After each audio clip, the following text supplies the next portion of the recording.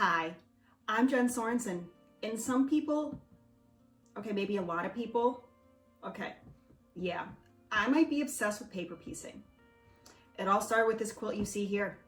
This is the very first quilt I made in a quilt class back, gosh, I was in college, so the early 2000s. I used Carol Doak's 50 Fabulous Paper Piece Stars, and this was a great first class. Carol Doak is probably the queen of paper piecing, so definitely check out a bunch of her books if you want some great expertise there. After I made this quilt though, I knew this was a technique that I wanted to explore. I knew this was one, and I was at a point where I was just trying to learn as much as I could about quilting at that time. I started when I was in high school, and I really was just trying to be a student of the craft. So I made this quilt, and over time I made a few more, and then I decided I want to start trying to make my own. Why? And in this video, I'm really going to talk to you about why I love to paper piece. And there are a number of ways. First, there are so many unique designs and shapes you can work with.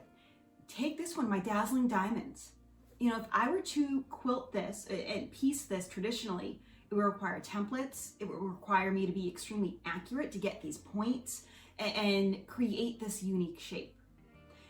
Paper piecing it allowed me to make these awesome shapes and be really precise about it. I love accuracy.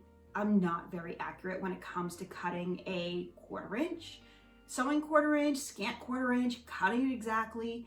Paper piecing allows me to get this precision and accuracy without having to worry about that.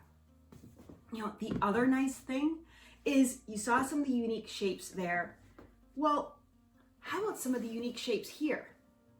And I know it's a little tricky to see here, but I've got these shapes within shapes within shapes, and I've got scale, and I'm playing around with a lot of different unique areas. And this could be a little complex to piece if I was doing this traditionally, but paper piecing makes this so easy. In a way, when I paper piece this just kind of comes across as a log cabin. The way you foundation, it's just the unique shapes. But I will say, when it comes to complex piecing, especially with this framed up quilt here, paper piecing is the way to go. You've got these unique angles and slightly different ones with the different stars that you see here. You've got the frames, you've got the lattice work. This could be really, really tricky to do. And again, you'd need templates, trying to figure all that out, the math. I don't have time for math.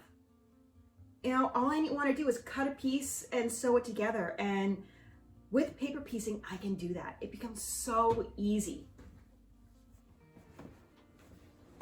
Just take a look at these precision points. Look at those. There's no way I could get this precise if I was piecing traditionally. And I think stars are the perfect example of what you can happen, how accurate you can be when you paper piece.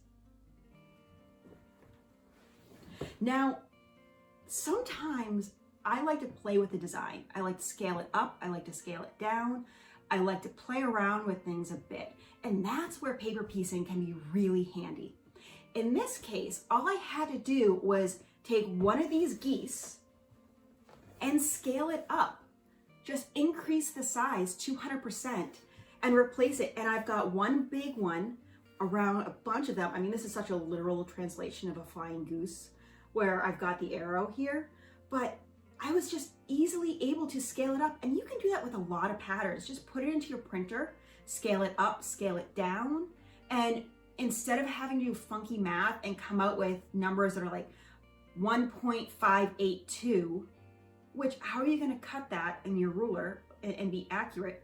Well, just cut it to 1.6 and you can just paper piece it together.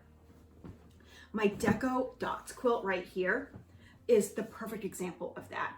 When I designed this, and this could easily be traditionally pieced, but if we look at this here, this piece might be easy to figure out mathematically, but then when I reduce it in size, I got some really, really funky numbers. It was like 1.762 or whatever. By creating a paper piecing template, I didn't have to worry about that size. and I could just paper piece it. And again, you're looking and saying, well, these are just rectangles. You can easily sew that together. Yeah. But because the sizes were really unique, paper piecing made it really easy. And then sometimes you have sharp, small points. Now, if I think about a New York Beauty, that's a great example of a quilt that could be paper piece, that should be paper piece because of the points, because of the precision needed. With these pink pinwheels, I mean, this would be such a tiny piece to have a template for. Don't get me wrong, it is absolutely possible. I don't have patience for that. You may, and kudos to you. But because of it, I can get these really sharp points, and I can really kind of make these match and come together, and it stands out. In this case, you're not getting any points cut off, and it kind of makes you look better. Makes you look like a better quilter, which I like. And then finally, what I love to do is play with traditional patterns. So, if I take a kaleidoscope block, for example, I can play with it. I can add shapes inside, as a case with this quilt. Or with my kaleidoscope block of the month, I take one block and all I have to do is tweak it slightly. I can paper piece it together and create all these unique designs. So it allows you to have a little bit of creativity, which isn't that what this is all about? All right, that's it for me here today. I hope you are inspired. I hope you are thinking about ways that you can get creative. My question for you today: have you paper pieced and do you love it? If so, why? And if you haven't tried it, or if you don't quite love it yet, why not? I know it's not for everyone, but I would love to understand what it is that you guys love, dislike about paper piecing. And we can talk about it a little bit more on this channel here, because in a little while, I'm going to get into how I paper piece, the tools of the trade needed, how I go about it, because there are so many different ways you can do it. And then we're going to, make a few quilts here along the way. So stick around for the journey. I hope you have a great day. Find some creative inspiration and get out there. Happy quilting.